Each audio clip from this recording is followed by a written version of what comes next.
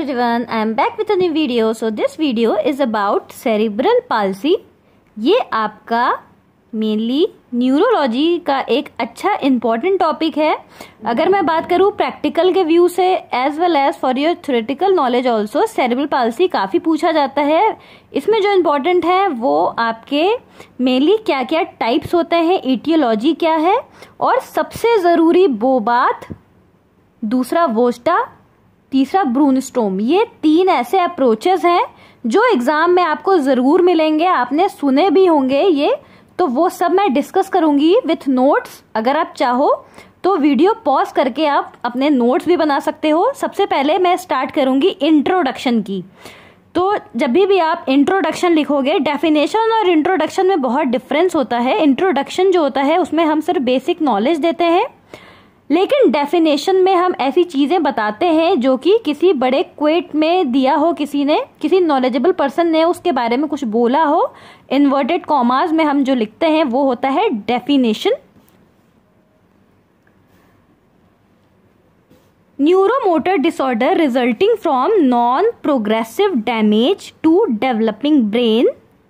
It is one of the 3 most common life long developmental disabilities, autism and mental retardation. जो मैं कहूँ अगर life long जिंदगी भर चलने वाली ऐसी डेवलपमेंटल डिसेबिलिटी, तो ऑटिज्म, मेंटल रिटार्डेशन और सेरिब्रल पाल्सी, ये 3 ऐसी लाइफ लॉन्ग डेवलपमेंटल डिसेबिलिटी है जो कि जिंदगी भर चलती है और ये आपके ब्रेन को डैमेज करती है और ये न्यूरोलॉजी में आएगी. अब मैं अगर कॉजेज की बात करूं, क्या एटियोलॉजी है, क्या कॉजेज है सेरेब्रल पाल्सी होने के, इसको आप ऐसे समझ सकते हो. उसका मेन कारण ये होता है जब भी प्रेगनेंसी में पेरीनेटल के टाइम पे, मान लीजिए जब बच्चा पैदा हो रहा है उस समय बच्चा नहीं रोया, तो जो ब्लड ब्रेन तक जाना था, जितना ऑक्सीजन मिलना था वो नहीं मिला बच्चे को, जिसकी वजह से क्या होगा, जो ब्लड सर्कुलेशन उसके लिम्स में जाना था, उसके बॉडी पार्ट्स में जाना था, वो सही समय पे नहीं पहुंचा क्योंकि ब्रेन में सही समय पे ब्लड नहीं पहुंचा, जिसकी वजह से बच्चे में पैरालिसिस स्टार्ट हो जाएगा, सेरेब्रल पाल्सी स्टार्ट हो जाएगा. उसी को हम सेरेब्रल पाल्सी का नाम दे रहे हैं. इटियोलॉजी में जो मेन चीजें हैं, जैसे स्मोकिंग हो गया, मदर अगर प्रेगनेंसी में स्मोकिंग करे या अल्कोहल ले या डायबिटीज या हाइपरटेंशन रहा हो उसे, या वो गिर गई हो, या कॉन्सेजिनस मैरिज का मतलब ये हो गया, जैसे आपने सुना होगा कि मामा के लड़के से शादी हुई, या साउथ में या मुस्लिम फैमिलीज में भी हम देखते हैं कि ऐसे मैरिजेस बहुत कॉमन होते हैं. कॉन्सेजिनस मैरिज उसी को कहते हैं, या फिर RH इनकॉम्पैटिबिलिटी हो, या ड्रग एडिक्टेड मदर हो. ये आपके प्रीनेटल कॉजेज हैं. मैंने इटियोलॉजी को 3 टाइप में डिवाइड किया है: प्रीनेटल, पेरीनेटल, पोस्टनेटल. प्रीनेटल का मतलब है प्रेगनेंसी से पहले, पेरीनेटल का मतलब है जस्ट प्रेगनेंसी के टाइम पे, और पोस्टनेटल का मतलब है प्रेगनेंसी के बाद. तो प्रीनेटल का मतलब है बच्चा पैदा नहीं हुआ है उसके पहले का जो टाइम, 9 मंथ का टाइम होता है, ये आपका प्रीनेटल में आएगा. जब से मदर ने कंसीव किया हो और जब तक वो डिलीवरी कर नहीं लेती उसके बीच का जो समय होता है वो प्रीनेटल में आएगा. उसमें आपके smoking, alcohol, diabetes, hypertension, fall, consanguineous marriage, RH incompatibility और ड्रग एडिक्टेड मदर, ये सारी चीजें आपके प्रीनेटल में आएंगी. पेरीनेटल का मतलब है जब बच्चा पैदा हो रहा हो, जैसे फॉर्सेप डिलीवरी हुई, बच्चे को ब्रेन के साइड में चोट लग गई, तो वो एक सेरेब्रल पाल्सी का पेशेंट बन सकता है. ब्रीच प्रेजेंटेशन हो या प्री मैच्योर डिलीवरी, आपने सुना होगा 7 मंथ में डिलीवरी हो जाती है, वाटर ब्रोक हो जाता है, तो प्री मैच्योर बेबी काफ़ी चांसेस रहते हैं उसको CP होने के. And tangling of placenta around neck, आपने ये भी सुना होगा कि बच्चे के जो अम्बिलिकल कॉर्ड होता है वो फंस जाता है, उसकी वजह से भी जो बेबी है वो CP से अफेक्टेड हो सकता है. Prenatal, perinatal, postnatal. अब पोस्टनेटल में जैसे जॉन्डिस हो गया हो बच्चे को, या फिर बच्चा गिर गया हो, फॉल फ्रॉम हाइट, या नियोनेटल इन्फेक्शन, अगर मेनिंजाइटिस भी हो गया बच्चे में. मेनिंजाइटिस ब्रेन का इन्फेक्शन होता है, आइटिस जहां भी आए आप समझ जाओ वो इन्फ्लेमेशन है. हमारे ब्रेन में 3 लेयर होती हैं, 3 मेनिंजेस होती हैं, आपको पता होगा ये. तो सेरेब्रल पाल्सी में जो ईटियोलॉजी है वो बहुत पूछी जाती है। दूसरा क्लासिफिकेशन बहुत इंपॉर्टेंट है। उसके टाइप्स में जो कॉमन फीचर्स होते हैं वो जानना ज़रूरी है, ताकि अगले टाइम अगर आपने उस बच्चे को देखा, अगर किसी बच्चे में आपको फ्लैसिडिटी दिख रही है, फ्लैप काफ़ी, आप जो बच्चे का स्पास्टिक नेचर आ रहा है या फ्लैसिड नेचर आ रहा है या बच्चा टो वॉकिंग कर रहा है, इन सबको देख के आप तुरंत बता सकते हो कि बच्चे को कौन सा टाइप है सीपी का। तो ईटियोलॉजी के बाद मैं बात करती हूँ क्लासिफिकेशन की। मेनली 5 टाइप के होते हैं CP: spastic, athetoid, ataxic, flaccid और मिक्स्ड। मिक्स्ड में आपको इनमें से कोई भी 2 टाइप प्रेजेंट हो सकता है बेबी में। स्पास्टिक में बच्चे में आपको स्पास्टिसिटी मिलेगी, मतलब टाइटनेस मिलेगी, मसल्स जो होंगी वो बहुत टाइट रहेंगी, टाइटनेस आपको फील होगी। अटैक्सिक में कोऑर्डिनेशन लॉस रहेगा। ये सब मैं एक एक डिस्कस करूंगी पॉइंट वाइज, लेकिन उसके पहले टोपोग्राफिकल क्लासिफिकेशन जान लीजिए। ये मैंने क्लिनिकल क्लासिफिकेशन बताया, अब मैं बात कर रही हूँ टोपोग्राफिकल, मतलब कि कौन कौन से जो प्लेजिक आएगा वो कहाँ कहाँ आएगा। जैसे क्वाड्रीप्लेजिक, क्वाड्री मतलब ऑल 4, क्वाड्री का मतलब ही होता है 4, तो इसमें चारों लिम्स इन्वॉल्व होंगे, हाथ और दोनों हाथ दोनों पैर काम नहीं करेंगे क्वाड्रीप्लेजिक में। हेमीप्लेजिक में 1/2 of the body is involve. Hemi मतलब हाफ, इससे आप समझ सकते हो, हेमी मतलब हाफ, तो बॉडी का हाफ पार्ट काम नहीं करेगा। पैरा, पैरा का मतलब है पैर, your foot, okay, both the lower limbs are involve. Monoplegic, mono मतलब single, okay, 1 single limb is involve. Diplegic, di में मतलब आपके चारों हो सकते हैं, चाहे वो आपके लोअर हो या अपर हो, all 4 limbs are involve, but lower limbs are more involve than upper limb. अब ये डायग्राम से आप समझ लो, आप चाहो तो ये डायग्राम भी एग्जाम में प्रेजेंट कर सकते हो, मार्क्स अच्छे मिलेंगे आपको। मैंने अभी बताया आपको मोनोप्लेजिया, हेमीप्लेजिया, डायप्लेजिया और क्वाड्रिप्लेजिया। तो मोनोप्लेजिया में मैंने बताया कि affect only 1 limb, usually 1 arm, जैसे एक आर्म अफेक्टेड हुआ बच्चे का। हेमी का मतलब हाफ, बॉडी का हाफ पार्ट, ये आपका राइट भी हो सकता है, लेफ्ट भी हो सकता है। Affect 1 side of the body, leg, trunk and arm. Die affect either both arm और बोथ लेग, या तो दोनों पैर या तो दोनों हाथ, दोनों में से कोई भी जा सकता है। क्वाड्री का मतलब चारों हो गया, affects all 4 limbs of the body. So this is all your topographical classification.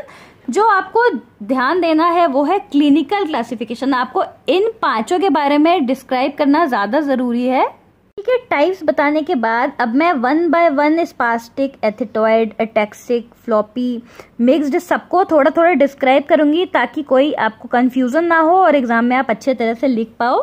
Spastic CP में क्या क्या होता है, ये सबसे कॉमन होता है, ये आपको बहुत देखने को मिलेगा, बहुत कॉमन है ये। Most common type, increased tone in muscle, hypertonic it's. Hyper मतलब ज्यादा, हाइपो मतलब कम। अगर हाइपर आ रहा है, मसल के टोन ज्यादा है, हाइपरटोनिक है, तो वो स्पास्टिक में चला जाएगा। अगर हाइपोटोनिक है, फ्लैसिड में चला जाएगा। फ्लैसिड का मतलब टोन नहीं है, जो मसल्स हैं वो फ्लैपी हैं। और अगर हाइपर है, टोन बढ़ी हुई है, तो वो स्पास्टिक में आएगा। Spasticity may be present in all the limbs और half of the body. Spastic CP में जो टाइटनेस है, स्पास्टिसिटी का मतलब होता है मसल में टाइटनेस, खिंचाव, ज्यादा से ज्यादा बच्चों में अकड़न ज्यादा रहेगी। Spasticity may be present in all the limbs और हाफ ऑफ द बॉडी, या तो चारों लिम्स में प्रेजेंट होगी या हाफ पार्ट में प्रेजेंट होगी। Have fear of fall, so never treat on beds और काउचेस। इन स्पास्टिक सीपी के बच्चों में एक चीज ध्यान रखिएगा कि इनको गिरने का बहुत डर रहता है, तो ये जो बच्चे होते हैं इनको आप कभी भी बेड पे ट्रीटमेंट ना दें। जमीन में एक कुछ मैट बिछाएं, उसके ऊपर एक्सरसाइज दें, क्योंकि इन बच्चों को गिरने से बहुत डर लगता है। तो बेड पे या काउच पे कभी ट्रीटमेंट ना दें इन बच्चों को। Faulty posture, due to increased tone resulting in contractures and deformity. ऐसे बच्चों में जो इनका पोस्चर होता है वो फॉल्टी होता है, खराब होता है, क्योंकि जो इनकी मसल टोन होती है वो इतनी ज़्यादा बढ़ी रहती है कि बच्चों में कॉन्ट्रैक्चर और डिफॉर्मिटी आ जाती है। टाइटनेस इतनी रहती है कि वो नॉर्मल मूवमेंट नहीं करते। टाइटनेस की वजह से कॉन्ट्रैक्चर और डिफॉर्मिटी फॉर्म हो जाती है एक टाइम के बाद। Movement is slow and awkward. इन बच्चों में जो मूवमेंट होता है वो बहुत धीमे रहता है और काफ़ी अलग लगता है बाकी बच्चों से। Kids are more irritable and spasticity increases when child is upset और एक्साइटेड। ये बहुत इंपॉर्टेंट पॉइंट है इन बच्चों के लिए। जो आपके स्पास्टिक सीपी के बच्चे होते हैं, अगर थोड़ा सा भी वो बच्चे दुखी हुए या बहुत एक्साइटेड हो गए, खुश हो गए, तो उनकी मसल्स की जो स्पास्टिसिटी होती है वो बढ़ जाती है, टाइटनेस बढ़ जाती है। अगर बच्चा अपसेट है या एक्साइटेड है तो उन बच्चों में स्पास्टिसिटी और ज़्यादा बढ़ जाती है। इसीलिए बच्चों को रिलैक्स रखा जाता है एक्सरसाइज के टाइम, ताकि स्पास्टिसिटी कम रहे। Suffer from mental retardation and cognitive problem. Cognitive का मतलब होता है रिलेटेड टू योर थिंकिंग। जो बच्चों की सोचने समझने की क्षमता होती है वो बाकी बच्चों से कम होती है। किसी किसी में, कुछ बच्चों में आपको MR भी दिखेगा। MR मतलब मेंटल रिटार्डेशन, जिनका IQ है उस एज के बच्चे के कंपैरिजन में कम रहेगा। इसे हम मेंटल रिटार्डेशन कहते हैं। Delayed milestone. माइलस्टोन को आप ऐसे याद रख सकते हो, पड़ाव। 3 महीने के बच्चे में नेक होल्डिंग आ जानी चाहिए, लेकिन जो CP के बच्चे हैं वो साल भर हो जाएगा तो भी वो नेक होल्डिंग नहीं कर पाते हैं, क्योंकि उनका जो माइलस्टोन होता है वो डिलेड रहता है। जैसे मैं बात करूँ, 3 मंथ के बच्चे में नेक होल्डिंग आ जानी चाहिए। 6 मंथ का जो बच्चा होता है वो बैठना शुरू कर देता है, और 12 मंथ में बच्चा जो है वो हल्का हल्का वॉक करना स्टार्ट कर देता है। तो जो टाइम है बच्चों का, उस टाइम पे अगर वो बच्चा नहीं कर रहा है वो चीज़, उसे हम डिलेड माइलस्टोन का नाम देते हैं। अब ये डायग्राम आप चाहो तो अपना एग्जाम में आप बना सकते हो। इसको आप ऐसे समझ सकते हो, जो स्पास्टिक होता है, tense contracted muscle, most common type of CP। Spastic जो है वो बहुत कॉमन टाइप होता है। एथेटॉइड जो है constant uncontrolled motion of limb, head, eyes. इसमें आपको एथेटॉइड में जर्की मूवमेंट्स देखने को मिलेंगे। जो अनकंट्रोल्ड मोशन रहेगा लिम्ब का, हाथ पैरों का, सर का, आंखों का, तो वो एथेटॉइड टाइप हो गया। रिजिडिटी दिखने को मिलेगी। Tight muscle that resist effort to make them move. Ataxic में poor sense of balance, often causing falls and stumbles. वो गिर जाते हैं क्योंकि उनमें बैलेंस नहीं बन पाता। Tremor, uncontrollable shaking and interfering with coordination. Tremors देखने को मिलते हैं। तो ये मैंने बात की आपसे स्पास्टिक CP की। अब मैं बात करूंगी आपसे एथेटॉइड। जो सबसे कॉमन होता है बच्चे, वो याद रखिएगा, वो स्पास्टिक CP है, क्योंकि एग्जाम में एग्जामिनर ये चीज़ पूछता है कि सबसे ज़्यादा कॉज जो आप देखने को मिलता है, जो एक टाइप है CP का, वो जो सबसे कॉमन होता है वो स्पास्टिक है। ये चीज़ आप भूलिएगा मत, याद रखिएगा। और जो इंपॉर्टेंट फीचर्स मैंने बताए वो आप याद कर लीजिएगा। एथेटॉइड CP में क्या क्या होता है? Arrhythmical, irregular, jerky, purposeless, involuntary, writhing movement.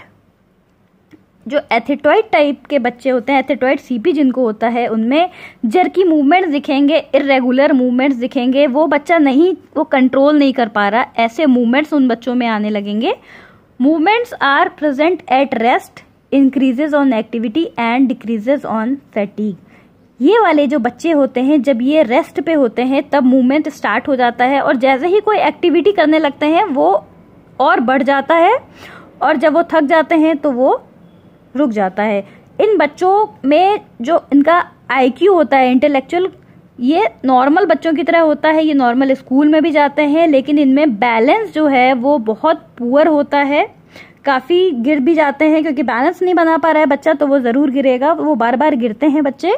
Voluntary movements are incoordinated. Few kids suffer from mood disorder and auditory problem. सुनने की प्रॉब्लम इन बच्चों में बहुत कॉमन रहती है। इनमें मूड डिसऑर्डर्स भी देखने को मिलते हैं। तो स्पास्टिक सीपी के बाद दूसरा टाइप था एथेटॉइड। एथेटॉइड के बाद अब मैं बात करती हूँ अटैक्सिक सीपी की, जो कि तीसरा टाइप है। These kids have ataxia and have poor balance and coordination। ऐसे ही आप इसे पहचान सकते हो। अगर बच्चे में कोऑर्डिनेशन नहीं दिख रहा है, बैलेंस नहीं दिख रहा है, वो आपके अटैक्सिक सीपी में आएगा। अटैक्सिया का मतलब ही होता है लॉस ऑफ कोऑर्डिनेशन, ये चीज आप याद रखिएगा। It is because of damage to cerebellum and its pathway. Ataxic CP में जो सेरिबेलम और उसके पाथवेज होते हैं वो डैमेज होते हैं। इसके साइंस क्या क्या हैं? हाइपोटोनिया, इंटेंशनल ट्रेमर, डिसर्थरिया और निस्टैग्मस। निस्टैग्मस का मतलब जान लीजिए, बच्चों के आंखों में जब आप देखोगे तो उनकी जो आई बॉल है, उनकी आई बॉल का ऑक्सिलेटरी मूवमेंट दिखेगा आपको। आंखों के जो काले वाले पार्ट होता है, आई बॉल होता है, वो इधर उधर चलती रहेंगी, वो एक जगह नहीं देखते हैं ऐसे बच्चे, तो वो इनमें कॉमन है। मसल टोन कम रहेगी, क्योंकि यहाँ पर मैंने हाइपरटोनिया कहा है। हाइपरटोनिया मैंने स्पास्टिक में कहा था, यहाँ पे टोन कम है तो ये हाइपोटोनिया में आ जाएगा। एथेटॉइड सीपी का ये डायग्राम आप बना सकते हो। बैलेंस पुअर है, उसका आर्म और हैंड मूवमेंट जो है वो पुअर रहेगा, और इनमें दिस चाइल्ड हैव सीरियर एथिटोसिस। तो ये आपका एथेटॉइड, जो मैंने आपको एथेटॉइड जो सेकंड नंबर पे बताया था, जिसमें बैलेंस कम होगा, आईक्यू नॉर्मल होगा, नॉर्मल स्कूल में जा सकते हैं, उसका डायग्राम है ये आपके एथेटॉइड सीपी का। तो अटैक्सिक में मैंने क्या क्या इंपॉर्टेंट चीजें बताई। वॉलेंट्री मूवमेंट दिखेगा, voluntary movement will be clumsy and mental retardation is common. इनके सोचने समझने की क्षमता जो होती है वो बाकी बच्चों से कम रहती है। इनका जो गेट पैटर्न होता है, चलने का जो तरीका आप देखोगे, पैर फैला के चलते हैं, क्योंकि इनमें बैलेंस नहीं बनता और इनको गिरने का बहुत डर रहता है, तो बेस और सपोर्ट बहुत ज़्यादा लेके चलते हैं ऐसे बच्चे। Poor IQ level with visual and auditory defect. देखने में और सुनने में ऐसे बच्चों को बहुत प्रॉब्लम होती है। ये कुछ साइन सिम्टम्स है जिसको देख के आप बता सकते हो दैट द पेशेंट इज और the kid is suffering from the ataxic CP. अब फ्लैसिड टाइप आया है जिसको हम फ्लॉपी किड्स भी कहते हैं। ये भी क्वेश्चन आता है फ्लॉपी किड्स से।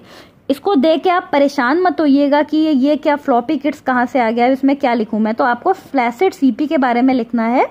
Kids are having low muscle tone, यही एक है जिसमें आपका जो मसल टोन है वो बहुत लो मिलेगा, हाइपोटोनिक मिलेगा। बच्चे मेंटली रिटार्डेड रहेंगे। इन बच्चों में जॉइंट सबलक्सेशन बहुत कॉमन होता है due to decreased muscle tone. Muscle tone इतनी कम होती है कि जो जॉइंट है वो अच्छे से नहीं अटैच हो पाते हैं, वो सबलक्सेट कर जाते हैं।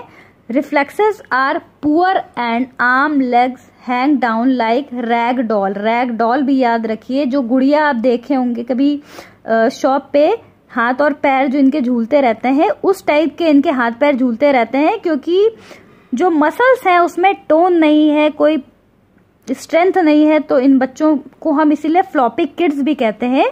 Difficulty in swallowing and breathing. इन बच्चों को सांस लेने में, घोटने में, कुछ भी आप खिलाओगे तो वो स्वॉलो नहीं कर पाएंगे आराम से।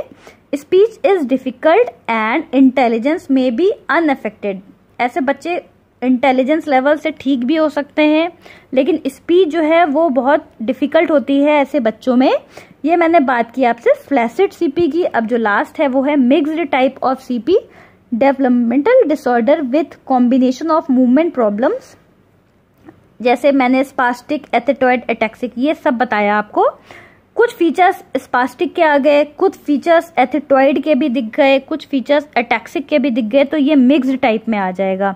Spasticity and involuntary movements, imbalance and lack of coordination, ये सारी चीजें इनमें दिखेंगी। क्योंकि जैसे मैंने आपको बताया स्पास्टिक में आपको मसल्स टाइटनेस दिखेगा, अटैक्सिक में आपको जो कोऑर्डिनेशन है उसका लॉस दिखेगा। ये सारी चीजें कुछ कुछ अगर इसमें मिले आपको तो वो मिक्स्ड टाइप हो जाएगा सीपी का।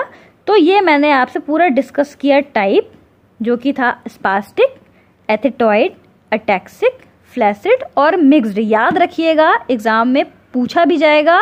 और अगर आप कहीं जॉब कर रहे हो और ऐसे बच्चों को आप देख रहे हो तो ये वीडियो देख के आप याद कर सकते हो कि कौन से फीचर्स किस बच्चे में ज़्यादा देखने को मिल रहा है। अब मैं बात करती हूँ common clinical features of CP. एक नॉर्मल बच्चे में और एक जो सेरेब्रल पाल्सी का बच्चा है, इन दोनों में बहुत डिफरेंस होता है। सबसे पहला डिफरेंस है एबनॉर्मल टोन। हमारी टोन जो नॉर्मल बच्चे होते हैं उनकी टोन में और सीपी के बच्चों की टोन में बहुत अंतर है। या तो हाइपर में चली जाएंगी या हाइपो में चली जाएंगी, लेकिन नॉर्मल टोन नहीं रहती है। तो बच्चों में एबनॉर्मल टोन दिखेगा। एबनॉर्मल रिफ्लेक्सेस, इन बच्चों में जो रिफ्लेक्स होता है वो भी नॉर्मल नहीं होता। डिस्टर्ब्ड हायर फंक्शन, जैसे नॉर्मल बच्चों में सोचने समझने की क्षमता जो होती है, याद रखने की क्षमता होती है, वो इन बच्चों से ज़्यादा अच्छी होती है। सेंसरी डिस्टर्बेंसेस, अगर ऐसे बच्चों को भूख लगी है, गर्मी लग रही है, वो स्पीच नहीं है, वो बोल नहीं पाएंगे, तो सेंसरी डिस्टर्बेंसेस भी शुरू हो जाता है। माइलस्टोन अभी मैंने जस्ट आपको बताया, तो ऐसे बच्चों में जो माइलस्टोन है वो भी डिलेड रहेगी। बच्चों में आपको कॉन्ट्रैक्चर और डिफॉर्मिटीज देखने को मिलेंगे। रेस्पिरेटरी प्रॉब्लम मिलेगी, ओरोमोटर डिसफंक्शन मिलेगा। डिस्मॉर्फिक फीचर्स, जैसे कैसे आप अंतर देख सकते हो कि ये बच्चा नॉर्मल बच्चे से अलग है। जो उनकी आंखें और उनकी कान होंगी वो थोड़े नीचे की तरफ होंगे। Low set eyes and ear. Frontal bossing, जो हमारा माथा होता है जहां हम टीका लगाते हैं, वो थोड़ा सा धसा होगा, उसे हम फ्रंटल बोजिंग कहते हैं। लिप्स में एक क्लेफ्ट लिप आप देखोगे, नॉर्मली जैसे लिप्स है, लिप्स और नोज के बीच में आपको इस टाइप का देखने को मिलेगा। इसे हम क्लेफ्ट लिप कहते हैं या क्लेफ्ट प्लेट कहते हैं अंदर की तरफ।